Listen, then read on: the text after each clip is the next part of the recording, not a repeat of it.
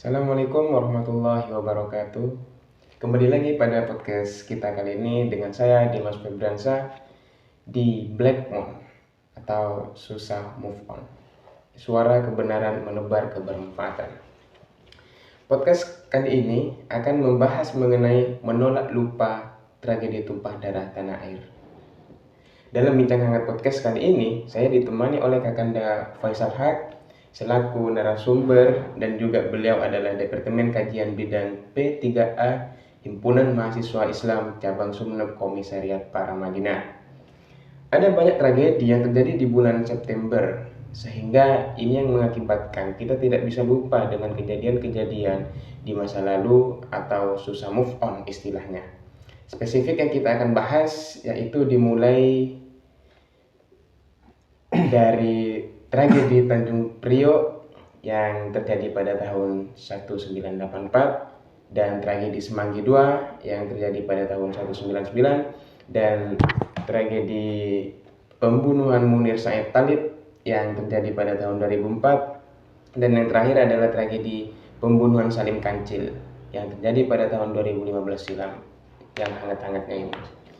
Nah, mungkin ini durasinya akan cukup panjang karena kita akan membahas satu persatu. Jika kita urut berdasarkan dengan tahun kejadiannya, kita akan membahas dari tragedi Tanjung Priok. Nah, oke. Menurut Kakanda, apa yang sebetulnya yang melatar belakangi terjadinya tragedi di Tanjung Priok itu? Oke, terima kasih sebelumnya sudah mengundang saya ke sini gitu ya. Terkait dengan pembahasan di peristiwa terjadinya tragedi Tanjung Priok itu sendiri di tahun 1984, banyak spekulasi terkait dengan hal itu. Tapi yang paling disoroti itu adalah itu dimulai dari sejak awal mula atau terjadinya konflik antara partai Golkar sendiri di sana dengan partai P3. Nah, di sana P3 atau PKB gitu. Itu terjadi bentrok politik. Jadi di sana adalah kepentingan antara partai. Itu terjadi pertama kali bentrok di lapangan Banteng kalau nggak salah, itu di Jakarta. Jadi setelah itu masyarakat itu terjadinya tragedi Tanjung Priok itu peristiwa penolakan terhadap pemberlakuan yang namanya asas tunggal. Asas tunggal di sana adalah yang dimaksud asas tunggal Pancasila. Iya. Jadi seperti itu sedikit terkait. Oh ya. Nah, saya juga ada beberapa dari narasumber itu menyatakan bahwa di dalam tragedi Tanjung Priok itu FPI atau yang disebut dengan Front Pembela Islam ya, itu katanya ikut andil dalam tragedi tersebut.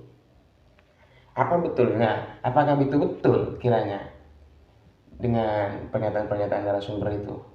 Oh iya, itu ikut andil, cuman begini, FPI itu dia disebut-sebut sebagai salah satu golongan yang ikut andil di dalam tragedi yang namanya tragedi Tanjung Priok itu bukan pas pada terjadinya kerusuhan tersebut, tapi di lain hari lagi, itu di tanggal 10 September 1984 juga.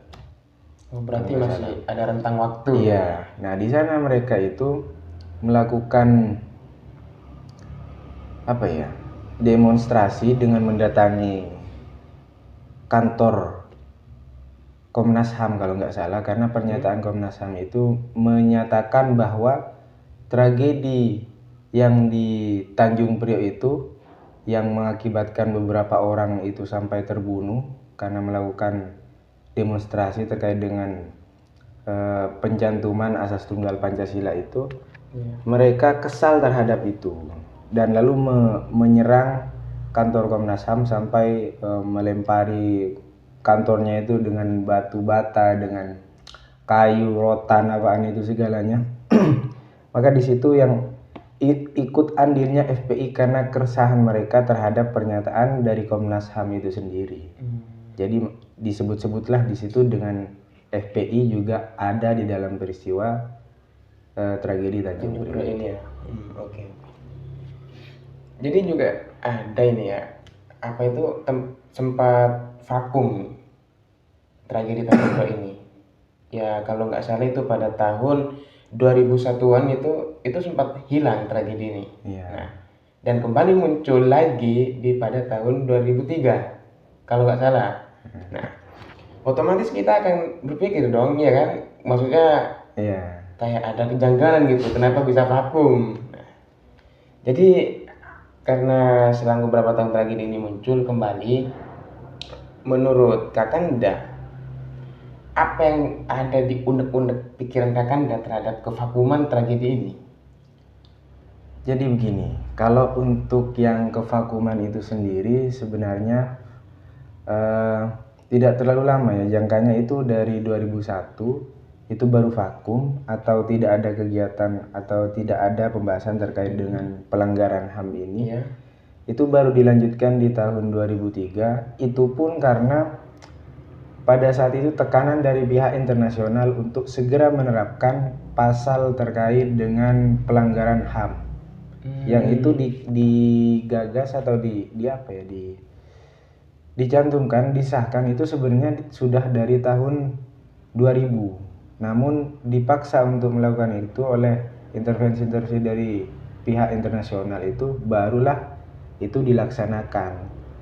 Dan di sana menghasilkan beberapa keputusan, yakni untuk mengadili beberapa pihak terkait, termasuk dari pihak militer ya sebagai diduga. Jadi ada beberapa juga termasuk pejabat militer yang berpangkat tinggi di sana juga, termasuk juga Soeharto di sana. Namun pada hasil itu nihil, tetap mereka itu dibebaskan. Sekalipun ada ya beberapa yang itu tetap ditangkap begitu, dinyatakan bersalah. Tapi sebagian besar dari situ nihil, tidak ada hasil, bahkan itu dibebaskan. Nah, dari berbagai gaduhan dan tumpah darah pada tragedi Tanjung Priok kemarin, kita dilempar lagi ke tragedi Semanggi II yang dimana terjadi pada tahun 1999 di Senayan, Jakarta. Nah, mungkin kalau kita berpikir lagi ya, atau mengangan-angankan, wah betapa banyak konfliknya pada bulan September kemarin itu. Nah, dari beberapa konflik itu kan memiliki latar belakang tersendiri. Ya pasti. Ya, karena seperti yang tragedi Priok itu, ya. Itu kan melatar belakangi tentang adanya asas tunggal. Nah, mungkin yang tragedi Semanggi II ini karena penolakan, kalau nggak salah ya, penolakan RUU PKB. Nah, pecahnya pada tragedi Semanggi II ini, apa sih penyebabnya itu loh, sampai mengakibatkan pertumpahan darah itu? Mungkin Kakanda bisa menjelaskan sedikit tentang ini. Begini, memang benar itu tadi yang disebutkan oleh sampean terkait dengan kenapa tragedi Semanggi II ini, kronologinya itu apa yang melatar belakangi. Memang benar adalah penolakan mahasiswa terhadap RUU rancangan undang-undang PKB itu sendiri. Dan itu selanjutnya kenapa kok agak memanas, karena memang setelah itu 1 tahun setelah lengsernya daripada Soeharto itu sendiri, tahun 1998. Nah, setelah itu juga pecahnya di sana sampai disebut tragedi itu karena beberapa mahasiswa itu yang melakukan demonstran mendapat yang namanya penyiksaan juga. Terulang kembali nih yang kejadian di Tanjung Priok itu terulang kembali di Semanggi 2. Dan itu memakan korban lumayan banyak juga di sana. Jadi seperti itu. Dan bahkan korbannya itu bukan hanya mahasiswa, sipil-sipil juga kena Iya, ya. itu kena juga di sana, warga sipil, terus kendaraan umum itu juga kena. Oke. Lalu pendapat Kakanda ini ya kan, karena banyaknya korban terhadap yang kronologi itu tentang Semanggi 2 yang melibatkan mahasiswa, Iya. rakyat sipil, ya itu kan banyak korban-korbannya. Lalu bagaimana? Apakah itu melanggar terhadap undang-undang HAM itu? Jadi begini, kalau untuk perihal dipertanyakan apakah melanggar undang-undang pelanggaran HAM, Ya. maka itu tarik kembali gitu ya, karena kita kan kalau memang mau disesuaikan itu sudah melanggar. Tapi kalau dari beberapa narasumber atau beberapa literatur itu menyatakan sebelum kasus itu diusut kan ada pembentukan TPFI, itu tim penanggulangan tim pencerah TPFI, F-nya itu fakta independen. Jadi di situ mulai mencarilah yang namanya keadilan itu terkait dengan pelanggaran HAM tersebut. Namun pada akhirnya pun tetap sama. Itu dinyatakan dalam kasus tersebut itu tidak sistematis, artinya tidak ada tidak ada rancangan sebenarnya. Jadi yang dilaporkan itu adalah kejadian spontan ketika kejadian demonstran di lapangan dan menimbulkan kerusuhan sampai ya ada penyiksaan tersebut. Oh, berarti itu akibatnya berarti sampai adanya tumpah darah. Kalau untuk pelanggaran HAM-nya ya kita bisa cari sendiri lah. Iya. Ya oke, kalau begitu ya kan kita juga pasti ingin tahu juga ya kan mengenai bagaimana perjalanan pengusutan tragedi yang Semanggi 2 ini, karena sudah banyak korban ya kan. Banyak korban. Pengusutannya itu apakah sudah menemukan titik terangnya itu atau gimana ya? Oh, kalau titik terang itu bukan terang ya, ini buram ya. Waduh, parah ya. Karena memang pada saat itu setelah tidak ada pengusutan dari TPF itu tidak menemukan titik terang, itu kan vakum sampai di tahun 2020 kemarin. Itu ada dari Jaksa Agung yang bernama ST Burhanuddin menyatakan bahwa itu tidak termasuk dalam tindak pidana pelanggaran HAM itu sendiri. Parah ini. Sampai itu digugat oleh beberapa orang yang itu melakukan atau mengadvokasi, dan itu diputuskan oleh Mahkamah Agung untuk setelah mengajukan banding dari orang itu ke Mahkamah Agung menyatakan bahwa pendapat ST Burhanuddin itu harus ditinjau kembali, bahwa pernyataan itu tidak sesuai. Artinya dari Mahkamah Agung itu sendiri sepakat bahwa kejadian tersebut, tragedi tersebut itu adalah pelanggaran HAM. Namun setelah berjalannya waktu, dari Mahkamah Konstitusi itu menyatakan lagi bahwa Mahkamah Agung itu tidak punya hak, gitu. Kasarnya lah tidak punya hak untuk menentukan dari pendapat ST Burhanuddin itu, dan ditolak ajuan banding dari aktivis tersebut yang melakukan advokasi terkait dengan tragedi Semanggi 2 itu. Oh, berarti ini masih buram ya, tidak ada buram ini. Buram sekali. Oke, kita lanjut aja biar tidak membuang waktu ini ya. Oke. Nah, setelah Priok, Semanggi 2, kita didatangi lagi dengan tragedi hilangnya Munir Said Talib. Oke, aktivis HAM gitu. Nah, kita ketahui bahwa Munir Said Talib ini adalah seorang aktivis yang berjuang tentang HAM, hak asasi manusia, ya. Ya. Mungkin kalau nggak salah, Munir ini itu hilang. Ya, maksudnya hilangnya gimana? Itu nggak ada kejelasan. Cuma dikabarkan bahwa Munir ini meninggal pada perjalanan dari Jakarta ke Amsterdam. Ya kan? Tiba-tiba katanya meninggal, tapi nggak ada mayatnya sampai sekarang ya. Nah, mungkin menurut Kakanda ini ya, dalam perjalanannya dari Jakarta ke Amsterdam, apakah itu masuk logis atau tidak bahwa Munir ini meninggal? Mungkin ya gejalanya katanya sakit perut, katanya ya kan, katanya itu yang sangat marak yang didengar oleh semua yang masyarakat Indonesia inilah, yang viral gitu. Ya, yang viral itu. Apakah itu benar kronologi seperti itu? Kan tidak masuk akal kalau menurut saya ini ya. Karena memang begini, banyak sumber yang simpang siur lah itu terkait dengan penghilangan atau yang disebut pembunuhan Munir Said Talib. Itu kalau yang dari literatur yang saya baca, yang paling itu relevan terkait dengan hilangnya Munir ini atau meninggalnya Munir, itu dalam perjalanan dia untuk melanjutkan studinya ke kampus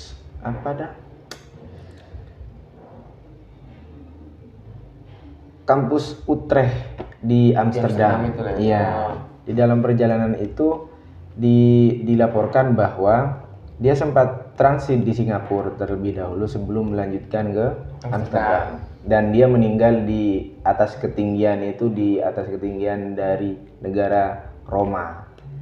Nah, di sana dinyatakan setelah dia meninggal di sana kan, setelah sampai di Amsterdam itu diotopsi tubuhnya, dan ternyata di dalam tubuhnya itu terdapat racun arsenik.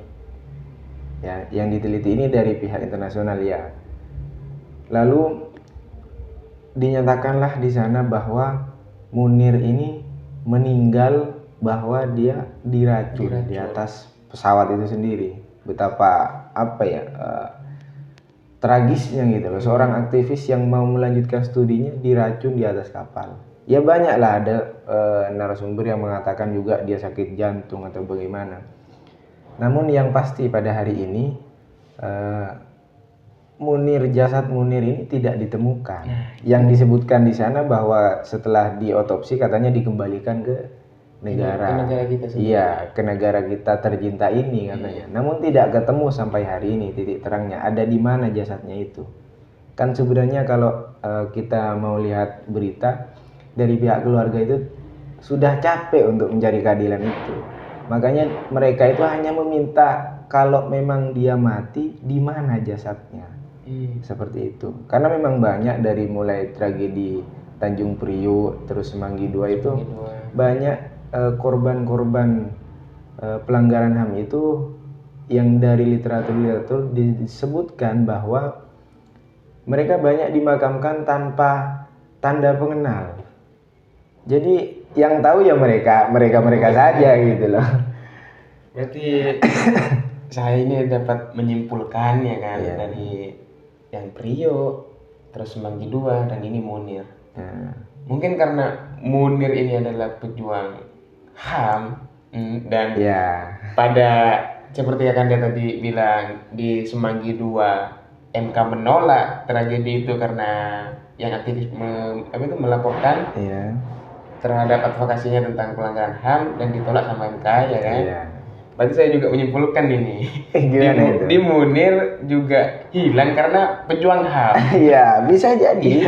Karena memang di negara ini susah sekali gitu mencari yang namanya keadilan ya.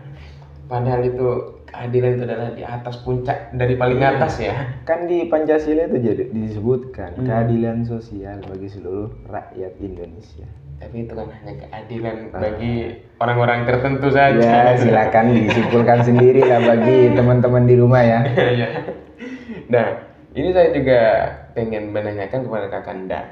Sebenarnya dalang dibalik hilangnya Munir atau meninggalnya Munir ini, kalau mungkin Kakanda pernah baca-baca atau pernah dapat apalah informasi itu dari mana, sebenarnya itu siapa sih? Jadi kalau untuk itu ya,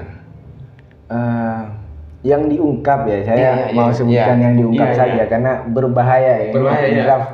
Black draft ini. Main aman saja. Iya. Yang disebutkan di sana itu jadi ada dua. Yang pertama itu pilot itu sendiri yang apa ya, yang mengendarai lah, saya sebut mengendarai pesawat itu ke Amsterdam. Namun sebenarnya itu beberapa narasumber menyatakan, dan tidak hanya satu, bahwa pilot yang ditersangkakan itu sebenarnya dia tidak berangkat. Namun sebelum keberangkatan pesawat Garuda itu sendiri yang dinaiki oleh Munir itu mendapat surat memang untuk melakukan penugasan penerbangan tersebut, tapi dia tidak berangkat. Artinya ada orang lain yang di sana yang ditugaskan begitu. Jadi ada dua, yang pertama itu Polikarpus namanya, pilot itu sendiri, dan yang kedua itu adalah direktur Garuda itu sendiri, PT Penerbangan itu direkturnya juga kena dua ini. Iya, namun dia bebas. Yang satu, yang Polikarpus ini dia tetap ditahan, lalu alhasil beberapa saat itu juga dibebaskan dan disebutkan itu juga atas bantuan direktur ini. Nah, oke, saya juga agak penasaran ini ya tentang si kasus Munir ini. Bagaimana sih proses penyelidikannya itu loh? Karena kan kalau kata Kakanda tadi kan, jasad Munir ini sempat dinyatakan dikembalikan katanya. Pasti kan otomatis pihak dari negara kita itu kan pasti melakukan penyelidikan. Harusnya. Nah, saya cuma penasaran aja, bagaimana sih penyelidikannya ketika ada seperti kasus seperti itu, aktivis seorang pejuang HAM yang katanya dikembalikan tapi nggak ada jasadnya itu di Indonesia. Itu kan sangat gimana itu, remang-remang kayaknya. Kalau kasus penyelidikan itu sendiri sebenarnya ya sampai hari ini tidak menemukan titik terang, karena sampai hari ini pun pihak keluarga masih bertanya soal itu. Masih bertanya-tanya gitu. Masih bertanya-tanya. Bahkan yang saya sebutkan tadi tidak meminta keadilan lagi sampai seperti itu. Dari saking capeknya mereka itu. Jadi tetap remang-remang sampai hari ini terkait dengan pengusutan bagaimana Munir itu terbunuh, kemudian jasadnya ada di mana. Itu tetap dari mereka itu menutupi hal itu, karena memang kalau yang saya tangkap dari peristiwa tersebut, Munir ini adalah orang-orang yang dia berani untuk menyatakan kebenaran. Iya. Oke, Kanda. Nah, kita lanjut lagi ya, biar tidak mengulur waktu. Karena di September kelam ini sangat banyak tragedi-tragedi pertumpahan darah gitu ya. Banyak sekali ya. Nah, kita lanjut ke tragedi yang keempat, yaitu tentang pembunuhan Salim Kancil pada tahun 2015 silam. Ini baru kemarin berarti masih hangat-hangat nih. Mungkin hangat masih sekarang. Iya, hangat-hangat kuku lah. Nah, ternyata si Salim Kancil ini saya usut-usut ya. Ternyata ini adalah seorang aktivis menolak tambang. Iya. Menolak tambang. Tapi ternyata itu yang pembunuhan tragedi Salim Kancil ini ternyata bukan cuma Salim Kancil. Ada lagi satunya itu. Mungkin teman rekannya itu ya. Iya. Itu Tosan. Nah, sebenarnya Salim Kancil dan Tosan ini siapa sih? Karena saya sebagai mahasiswa sekarang ini ya, karena saya baru masih. Ya sama ini. Itu baru mendengar tragedi itu, makanya saya agak kaget, shock gitu loh. Nah, sebenarnya itu siapa ya? Jadi untuk yang tragedi Salim Kancil itu sebenarnya Salim namanya, Ya, cuman Salim. dipanggilnya itu kadang-kadang disebut Kancil. Ah, Nah untuk yang Tosan ini teman dekatnya Salim itu sendiri. Teman dekatnya itu dia satu forum yang terkait dengan kenapa dia sampai terbunuh di forum komunikasi masyarakat peduli pesisir di Selok Awar-Awar sana di Kabupaten Lumajang. Lumajang juga. Jadi di sana mereka itu adalah ya petani biasa juga. Mereka termasuk dari warga setempat dan kebetulan pada saat itu kenapa tragedi itu sampai terjadi? Pada awalnya dimulai dari 14 September itu ada apa ya diduga ada pembukaan tambang yang awalnya itu alibinya yang dinyat dalam literatur itu dari beberapa literatur menyebutkan bahwa dari awal itu pihak desa menyampaikan pada masyarakat akan ada yang namanya sosialisasi terkait dengan pembukaan wisata di desa itu sendiri. Namun pada akhirnya bukan wisata yang terjadi atau yang dilakukan oleh pihak-pihak mereka di desa itu, akan tetapi membuka lahan tambang. Nah, kenapa juga sebenarnya mereka sampai menolak secara keras terkait dengan tambang itu?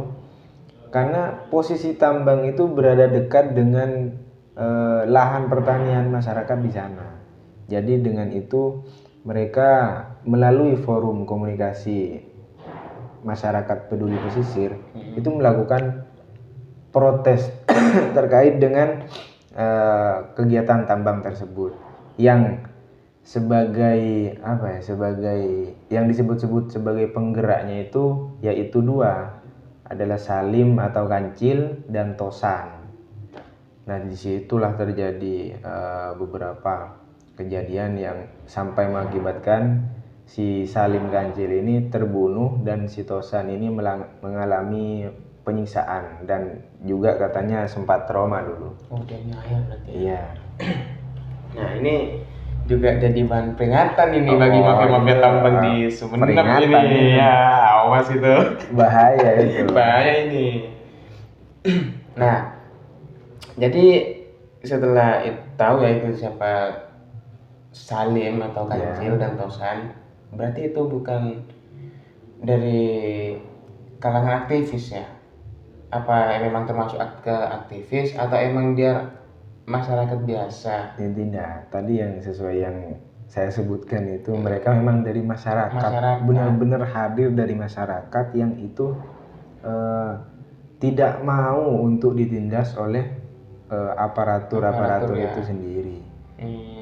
Oke, Kananda. Mungkin yang yang membuat saya janggal itu. Motif dari penganiayaan atau pembunuhan terhadap Salim atau Kancil itu dan Tosan sebenarnya itu apa karena tidak menerima dia kontra terhadap pengadaan itu tambang itu, apa gimana? Bisa kalau itu bisa dianggap lah, kalau saya menyimpulkan itu memang karena pihak apa dari desa itu atau mereka yang pelaku oknum-oknum itu merasa terganggu dengan adanya kegiatan dari Salim dan Tosan ini untuk menyangkal atau menolak daripada kegiatan tambang itu sendiri. Ya? Nah maka di sana sampai ada 18 orang kalau nggak salah itu yang diamankan setelah itu yang menjadi tersangka. Dalam hal itu mereka sempat juga membawa Salim ini atau Kancil diarak melalui jalan desa di sana itu ke balai desa dan disiksa.